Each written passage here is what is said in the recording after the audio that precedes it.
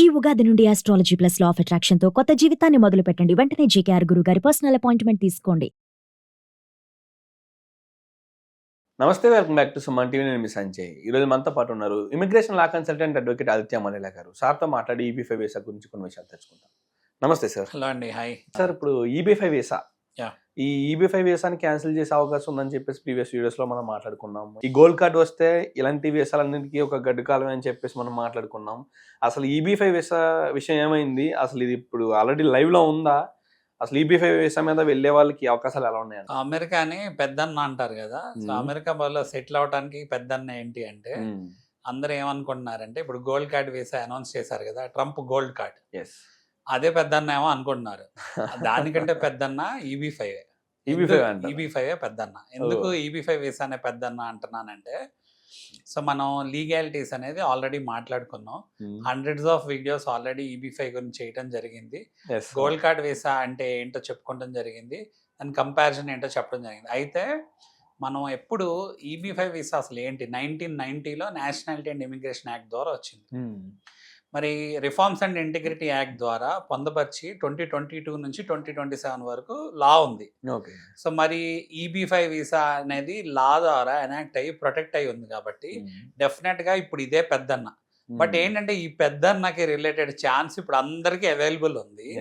ఎవరైతే చేసుకోవాలనుకున్న వాళ్ళకి వెల్ ప్రొటెక్టెడ్గా రిఫార్మ్స్ అండ్ ఇంటిగ్రిటీ యాక్ట్ కింద 2022 నుంచి 2027 వరకు ఎక్సలెంట్ గా ప్రొటెక్ట్ అయి ఉంది. చాలా మంది ఏమనుకుంటున్నారు EB5 వీసా ఆగిపోయిందనో లేకపోతే గోల్డ్ కార్డ్ వీసా వచ్చేసిందనో అనుకుంటున్నారు. ఇంకా ఏమీ జరగలేదు. చాలా డైల్మాలో ఉన్నారు అందరూ. సో గోల్డ్ కార్డ్ వీసా రాబోతుంది. ఓకే, ఆయన చెప్పిన అనౌన్స్మెంట్ బట్టి అది వచ్చినప్పుడు ఏంటంటే డెఫినెట్ గా అది పెద్దన్న అవ్వచ్చు. బట్ దాని ఇంప్లిమెంటేషన్ ఎప్పుడు 27 తర్వాత, ఎందుకంటే EB5 వీసా 27 వరకు ఉంది కదా, తర్వాత ఇంప్లిమెంట్ చేసే అవకాశం ఉంది. లేదా ప్యారలల్ గా ఇంప్లిమెంట్ చేశారనుకోండి, అది $5 million. అప్పుడు ఎవరికి పెద్దన్నలకే పెద్దన్న అయింది తప్పితే అందరికి పెద్దన్న అవ్వకపోవచ్చు.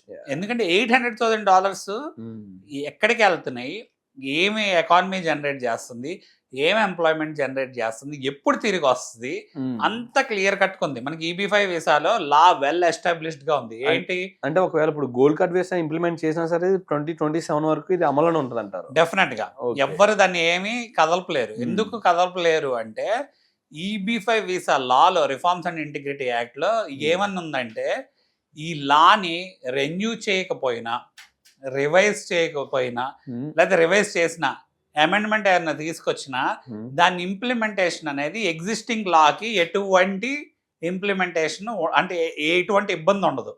లైక్ లెట్స్ సే ఎవరైతే ఆల్రెడీ చేసుకున్నారో they are very well protected under the law. చేసుకోబోయే వాళ్ళు ఉన్నారో వాళ్ళు కూడా very well protected under the law. ఆలోచించి చేసుకోబోతున్నారు ఉన్నారు అనుకోండి, 26 లోపల చేసుకున్నారు అనుకోండి, వాళ్ళు కూడా safe, no issues at all. So అంటే వాళ్ళు ఎవ్రీవన్ ఏంటంటే ఇప్పుడు రష్ అవుతున్నారు. ఎందుకు రష్ అవుతున్నారు అంటే ఆల్రెడీ దీనికి చాలా డిమాండ్ ఉంది. మనకి అదర్ వీసాస్ చూసుకుంటే EB1A ఉంది, EB1BC ఉంది, EB1C ఉంది, EB1B ఉంది. సో మనకి EB2 కేటగిరీ, EB3 కేటగిరీ ఉంది, మరి EB4 కేటగిరీ ఉంది.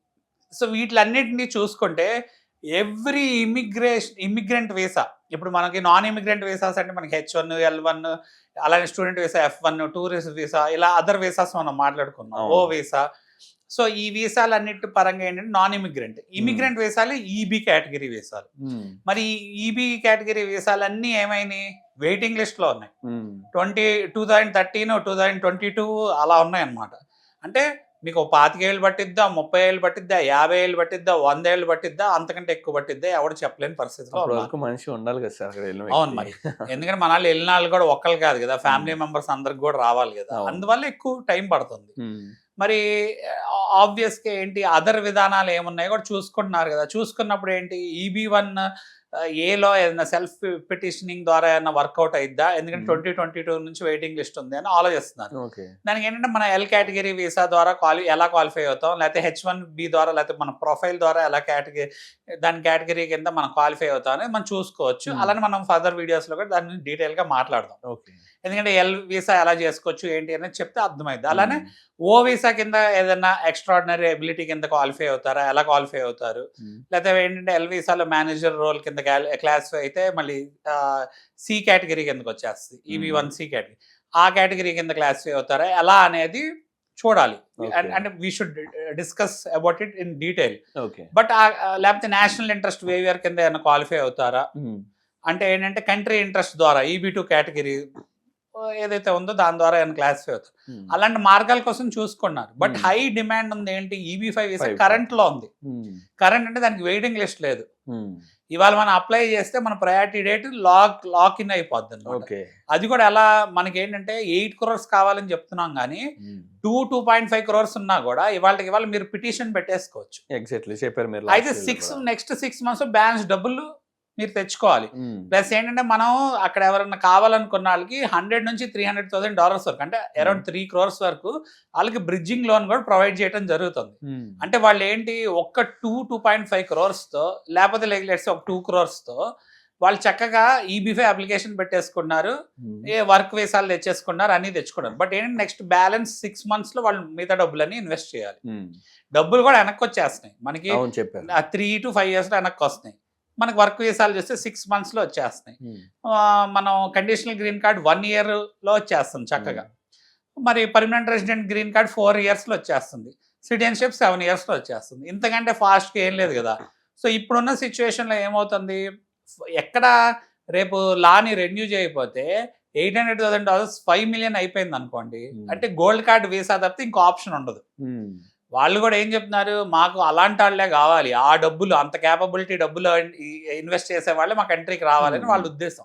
అంటే మీరు ఏం చెప్తారు ఇప్పుడు EB5 వీసాలు ఇన్వెస్ట్ చేసే వాళ్ళకి త్వరపడమంటారా? డెఫినెట్ గా త్వరపడాలి, పడుతున్నారు కూడా.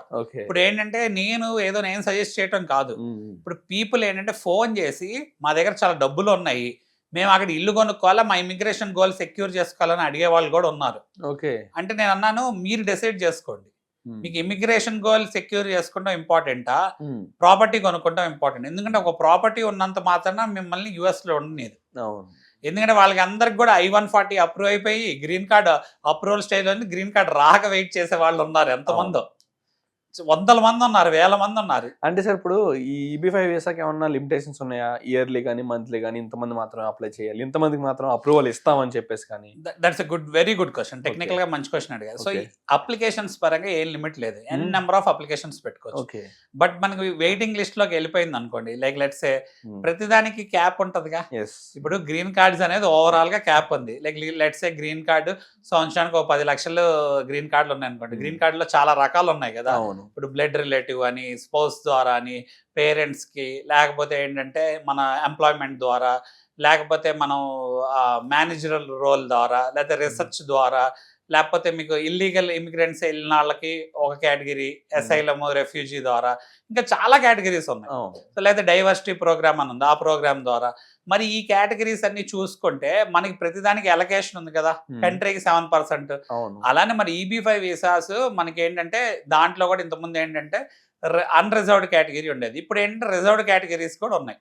అంటే ఏంటంటే ఎక్కువ ప్రయారిటీ ఇచ్చే అవకాశం ఉందన్నమాట. ఆ ఎక్కువ ప్రయారిటీ ఇచ్చే కేటగిరీస్లో మనకి ఏంటంటే ఈ గ్రీన్ కార్డ్ ఎలకేషన్ జరిగి కరెంట్ లిస్ట్ లో ఉంది, వెయిటింగ్ లేదు, రెట్రోగ్రెషన్ లేదు.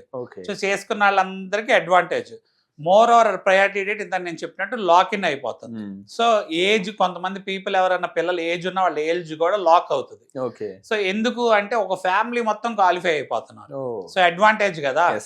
మనం మరి అప్పుడు ఆ అడ్వాంటేజ్ గురించి మాట్లాడుకున్నప్పుడు మనం ఒక్క $800,000 డివైడ్ చేసుకుంటే, లైక్ లెట్స్ ఒక 4 members ఉన్నారు అనుకోండి ఫ్యామిలీలో, అంటే మనిషికి $200,000 తో మనం గ్రీన్ కార్డ్ తెచ్చేసుకున్నాం. అండ్ మోర్ ఓవర్ $200,000 కూడా తిరిగి వస్తున్నాయిగా. అండ్ అంతేకాకుండా సార్ ఒకవేళ గోల్డ్ కార్డ్ వీసా వచ్చే వరకు చూద్దామన్నా సరే వాళ్ళు ఏమి అనౌన్స్ చేయలేదు, ఒకవేళ గోల్డ్ కార్డ్ వీసా తీసుకుంటే మీ ఫ్యామిలీ మొత్తం ఎలిజిబుల్ అని కానీ ఇలాంటివి ఏమి? అవును, మెయిన్ థింగ్ అదే అండి. సో ఏంటంటే గోల్డ్ కార్డ్ వీసాలో డబ్బులు ఎక్కడికి వెళ్తాయో ఇంకా చెప్పలేదు, చెప్తారు.